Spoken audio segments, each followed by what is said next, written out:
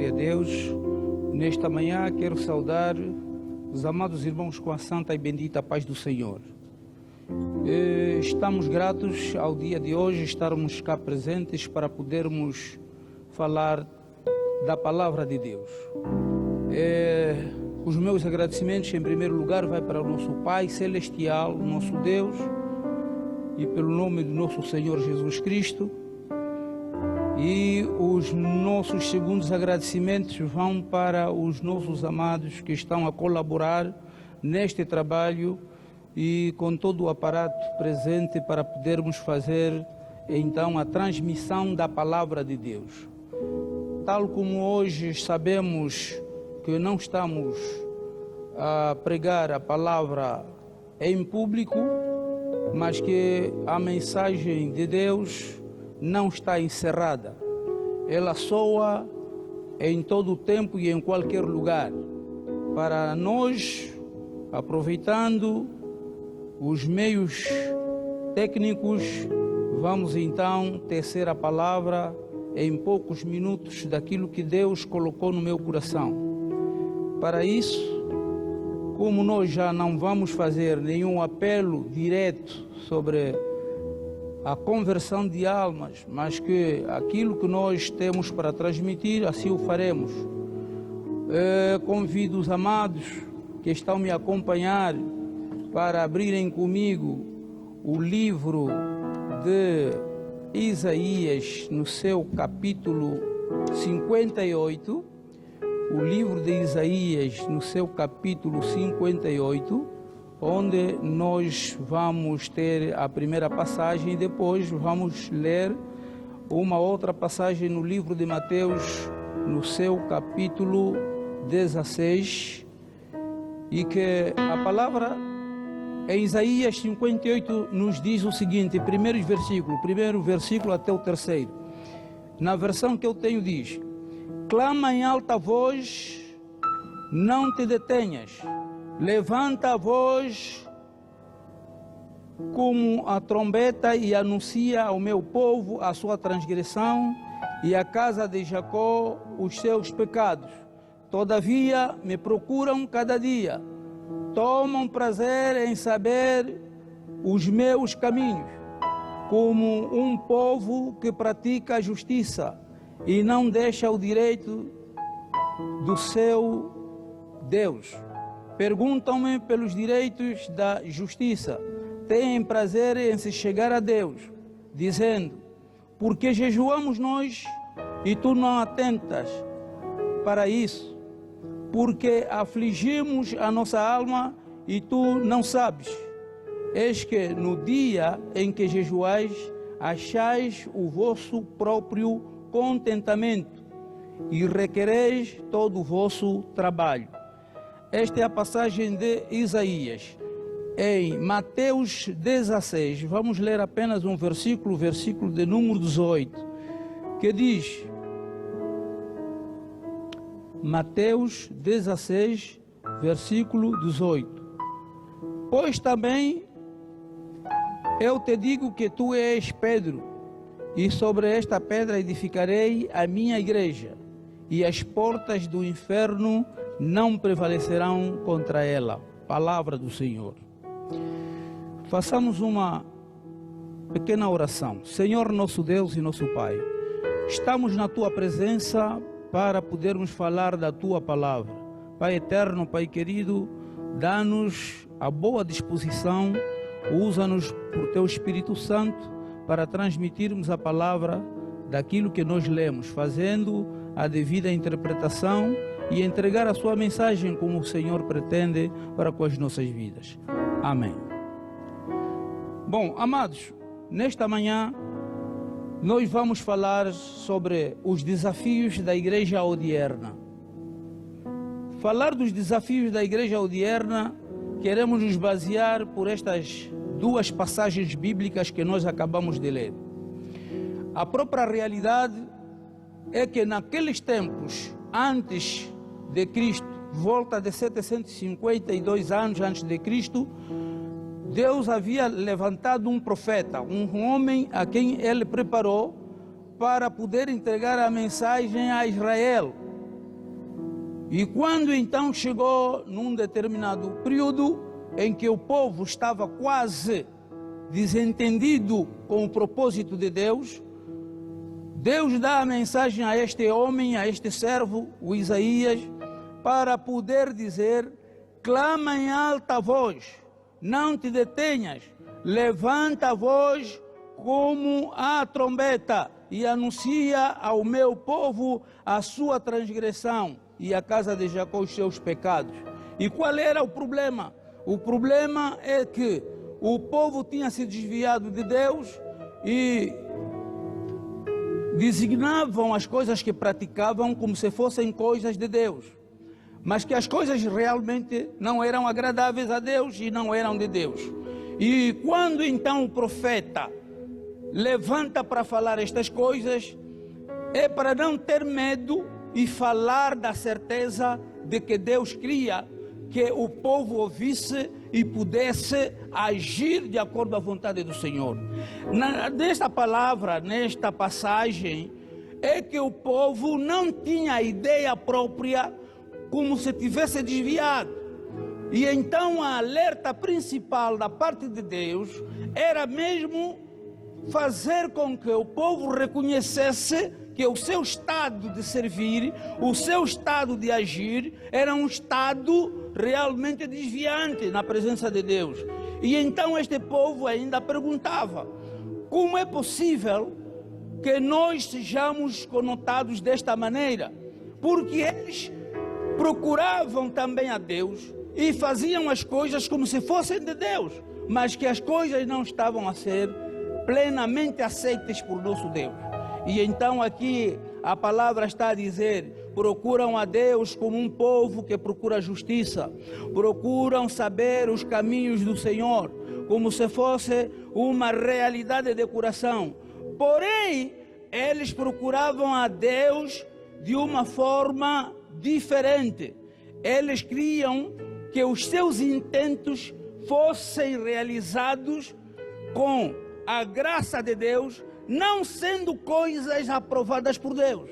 E então aí a palavra soou. O que nós queremos aproveitar para estes momentos é dizer de que já nos nossos tempos a igreja odierna também está a viver coisas iguais. A igreja parece estar tão bem, mas no fundo estão a fazer coisas contrárias a Deus. E nós queremos trazer esta mensagem para dizer que é preciso termos o cuidado de sabermos como estamos a andar pelo tempo de hoje. O que é isso que nós podemos ver? É que desde sempre a igreja foi, em primeiro lugar, uma assembleia dos justos. No Velho Testamento tem esta designação, a Assembleia dos Justos. No Novo Testamento a palavra não se desviou, é a Assembleia dos Justos. Esses justos são aqueles que aderem ao mandamento de Deus, que vivem pelo mandamento de Deus, que aplicam a verdade de Deus, a andar em espírito e em verdade. Também a igreja já viveu um momento em que era chamado um movimento espiritual. Nos tempos do Senhor Jesus na terra, quando cumpriu seu ministério terreno, ele andou em vários lugares, a multidão o seguia. Tinha discípulos e tinha outra multidão a seguir o Senhor, e isso era um movimento espiritual. Quando chegou o tempo de Pentecostes, o movimento espiritual praticamente permaneceu ou continuou. E isso foi sendo um movimento espiritual que andava segundo a vontade de Deus e segundo a palavra do Senhor. Também, mesmo depois do Senhor ter estabelecido a igreja na terra, após a sua morte e ressurreição, e a igreja começou a ser chamada corpo de Cristo, porque o Senhor é o cabeça. Assim foram andando os tempos. O Senhor sempre falou no meio da sua igreja. O Senhor preparou os apóstolos para continuarem com o trabalho da santidade, o trabalho espiritual, para que as pessoas pudessem andar de acordo à vontade do Senhor.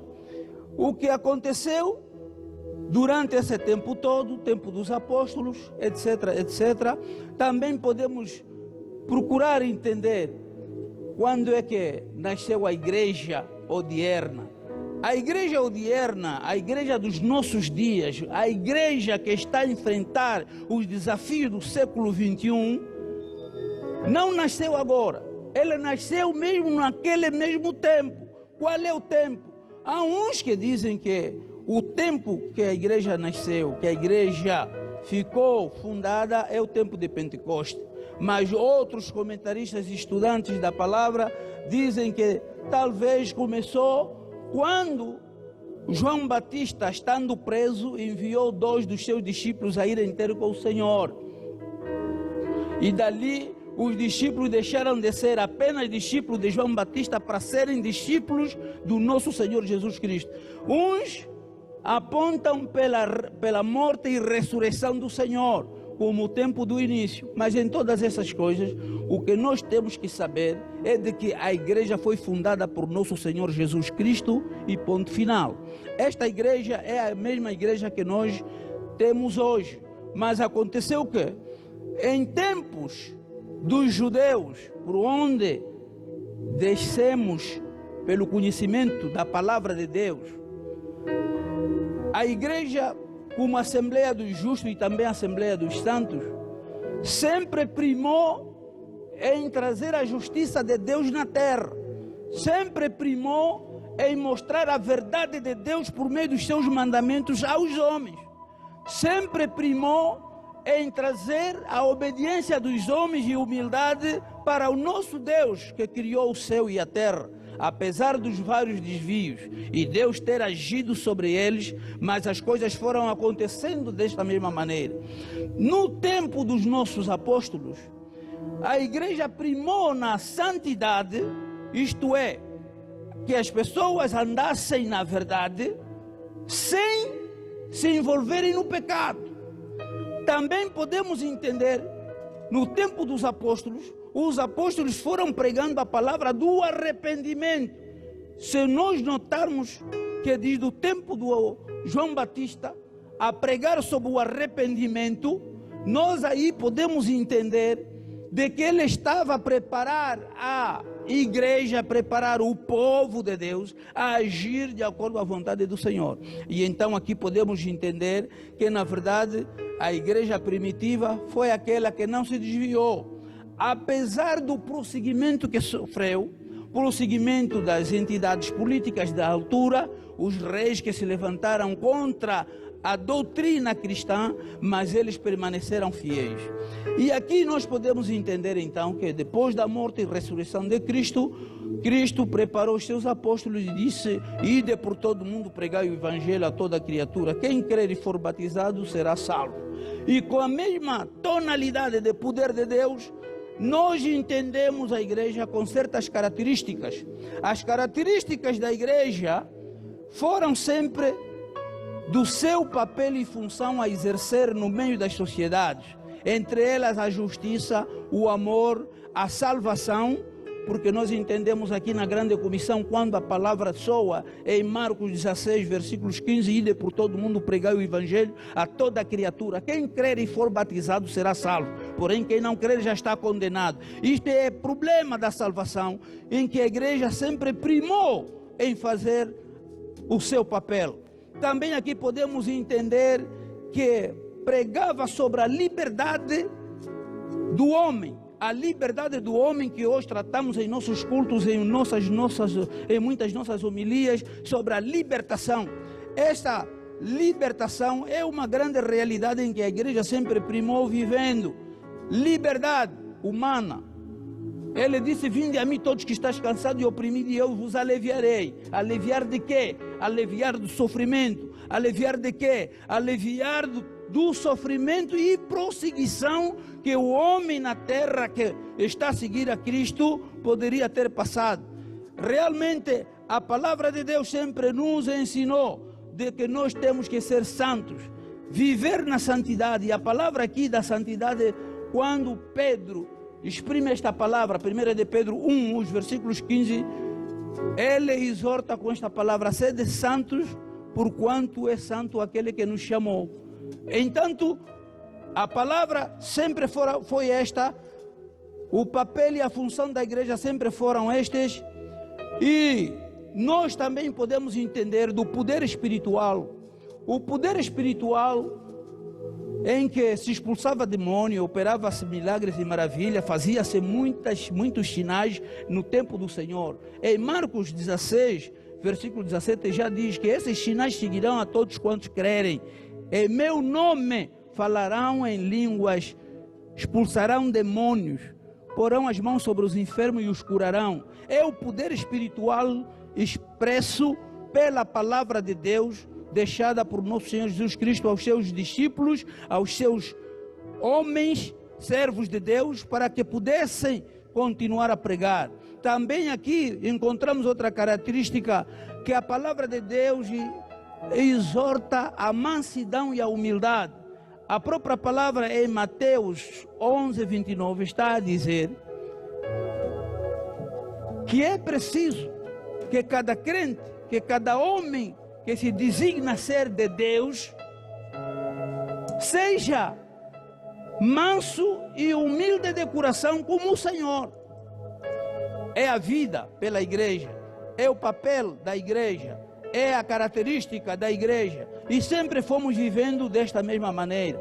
Mas o que acontece nesses nossos últimos tempos, os homens perderam o temor, perderam a humildade, perderam a mansidão, e começaram então a praticar determinadas coisas que procuram desviar aquilo que Deus quer que nós andemos, aquilo que Deus quer que nós pratiquemos. Esta verdade é que vem a dar hoje ao título que nós queremos falar, dos desafios da igreja odierna. E quais são esses? As pessoas ficam quase a interagir em vários lugares, procurando anotar uma ou outra coisa que está errada, que está a andar mal na nossa terra, na nossa igreja. O que se passa? O que é isso? Perante os fenômenos que vão ocorrendo na terra, as pessoas não têm segurança de discernir e poderem apontar a coisa certa, mas que as pessoas estão a colocar definições de casos que não têm nada a ver com a verdade. E é ali onde nós começamos então a falar. O que está a se passar? É que a igreja hoje tem um declínio, porque está muito ligada às coisas materiais. O que é isso? Queremos dizer com isso que há um problema em que a igreja está muito inclinada para as coisas materiais. Quando eu falo do material, não estou a falar apenas dos objetos que nós vemos, do que nós estamos a crer, mas é dizer que a intenção da igreja atual está muito interessada nas coisas materiais. E quando falo das coisas materiais, estamos a falar precisamente de que a igreja está a sair do seu devido lugar e está muito interessada em viver dos bens conforme o mundo vive. E esta realidade está a fazer com que a igreja não possa agir dignamente como Deus quer que a igreja haja. Esta realidade é uma das principais. É o problema do materialismo na questão da igreja. A igreja está a procurar muita coisa em que Deus não queria que fosse isso a coisa prioritária. Este é um problema. E então aqui podemos também entender a outra coisa que nós aqui temos em observação, é o problema da espiritualidade enganosa. A espiritualidade enganosa que estamos a viver hoje é que muitos crentes estão a falar de coisas de uma forma errada. Uns deram conta que estamos a falar de uma forma errada porque querem apenas ludibriar alguém, querem enganar alguém, querem manter posse de determinadas coisas na sua vida e procuram enganar as pessoas. Aquilo que é um pensamento humano, eles estão a chamar profecia. Aquilo que vem pela mente humana, talvez até que pode ser uma boa coisa para ser analisada e colocada em projeto, falam que é profecia. Estão a prometer coisas no espírito que não são reais. Acabam de não acontecer. Agora pergunta-se, nós estamos a confiar em vós como igreja e nos disseram que vamos fazer isso e as coisas vão acontecer desta maneira e não estão a acontecer. Qual é o problema? Por causa da espiritualidade enganosa, a igreja está a deixar de agir nos seus parâmetros. Muitos irmãos que estão doentes estão a ser dito que você vai ficar curado e não fica curado. Estamos a dar garantias de coisas, de milagres. Hoje vai ocorrer muito milagre. E este milagre não ocorre. Por quê? Quem é que está a falar? É Espírito Santo ou é pessoa? Então a espiritualidade enganosa também está a tomar conta da nossa própria vida. E nós como igreja temos que ter muito cuidado. A igreja está numa inclinação, queremos resumir e procurar terminar. A igreja está inclinada no materialismo e a igreja está numa espiritualidade enganosa porque está a dizer coisas que não são reais. Até agora, pelo ataque que estamos a sofrer do coronavírus, muitos já falaram coisas e mais coisas, prometendo às pessoas e sociedades que isso vai ser assim. Deus disse, Deus falou e não falou nada e nada está a acontecer do que se está a falar. É uma espiritualidade enganosa que se está a viver nesse tempo. Então temos que ter o cuidado desses grandes desafios que estão vindo pela igreja odierna. Nós queremos falar disso, que quem quer falar de Deus não use falsos testemunhos. Quem quer falar de Deus não entra no evangelho comercial de apelar tanta coisa, enganando os outros para que os outros tragam tantos volumes de dinheiro quanto a coisa que está direcionada não é a realidade da parte de Deus. Temos que ter muito cuidado. Mas o falar de ter cuidado não estamos a dizer também que deixemos de falar dos dízimos, porque o dar dízimos e dar ofertas fazem parte da fidelidade do crente. Num tempo como este, um fiel que não dá a sua contribuição, não dá o seu dízimo, não dá a sua oferta, ele deixa de ser fiel, porque estas coisas são as coisas que acompanham a nossa adoração. Assim, queremos falar, terminando, tirai a falsidade do nosso meio.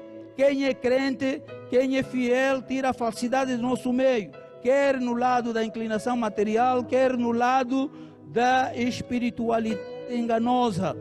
Faça aquilo que possa dignificar a nossa carreira cristã. Faça a diferença entre os que servem a Deus e os que não servem a Deus. Tem que haver diferença. Não pode haver uma igualdade. O que serve a Deus é igual ao que não serve a Deus. Não. O que serve a Deus é diferente. Malaquias 3:18 fala disso. E fazei prova. E diz que agora conhecereis os que servem a Deus e os que não servem a Deus. Faça a obra do Senhor e não depender do favor do pecador. Porque muitas vezes estamos em comunhão com o pecador porque nós queremos ser bem-sucedidos pelas bênçãos de um pecador. Não, faça a diferença. Não dependa do que o pecador quer que nós façamos. Que Deus rica e poderosamente nos possa abençoar. Esta é a palavra que nós tínhamos para hoje, a partilhar sobre os desafios da igreja odierna. Cuidado com o mundo material, a vida material e cuidado com a espiritualidade enganosa. Que Deus possa rica e poderosamente nos abençoar. Amém. Aleluia. Vamos adorar o Senhor por um minuto.